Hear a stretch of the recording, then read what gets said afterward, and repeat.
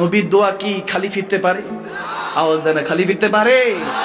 এমন কাজ করুন যাতে মদিনাওয়ালা আপনার জন্য মদিনা শরীফ থেকে 2 হাত তুলে দিয়ে আপনার জন্য দোয়া করে। এমন উম্মতি হওয়ার চেষ্টা করুন। ভাইরা আমার, বাবারা আমার, আব্দুল্লাহ ইবনে ওমর রাদিয়াল্লাহু তাআলা, আমার নবী যায়েদ সাহাবা, টাকা পয়সা ছিল, একদিন রোজা রেখেছে, হাদিস শরীফ, হাযা হাদিসুন সহিহ। তিনি হঠাৎ করে রোজা অবস্থায় সফর করতে বের হলেন, সাথে খেজুর অনেক কিছু আছে। যখন এমন অবস্থা হলো, প্রতিমধ্যে দেখতেছেন বকরি চড়াচ্ছে এক যুবক।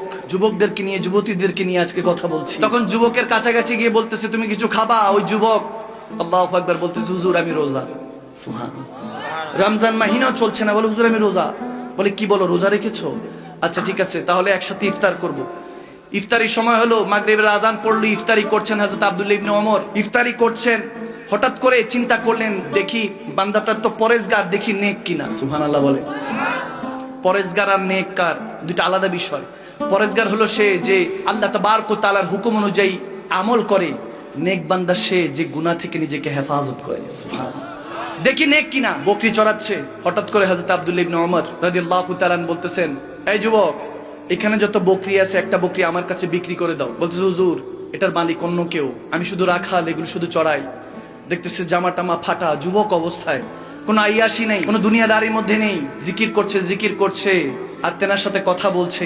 তখন আব্দুল্লাহ ইবনে ওমর রাদিয়াল্লাহু তাআলা বলতেছেন, ঠিক আছে, তোমার মালিক দেখবে না, তুমি বলো যে এটা কোনো শিয়াল বাঘ খেয়ে ফেলেছে কোনো একটা বকরি, আমার কাছে বিক্রি করো। বলতেছে, আমি কিছু বলবো না। সে ইফতার করলো, ইফতার করে চলে যাচ্ছে। আব্দুল্লাহ ইবনে ওমর ডাক দিলেন, এই যুবক, অ্যানসার দিয়ে যাও, কোশ্চেন করেছি, অ্যানসার দিয়ে যাও। বলে, অ্যানসার কি দিব? আমি তো রাখাল মানুষ, বকরিগুলি চড়াই, এই জিনিসগুলি দায়িত্ব আমার কাছে দেওয়া হয়েছে, আমি কেয়ারটেকার। যিনি এখানে মালিক হয়তোবা তিনি জানেন না, কিন্তু একজন তো জানে, তিনি কে?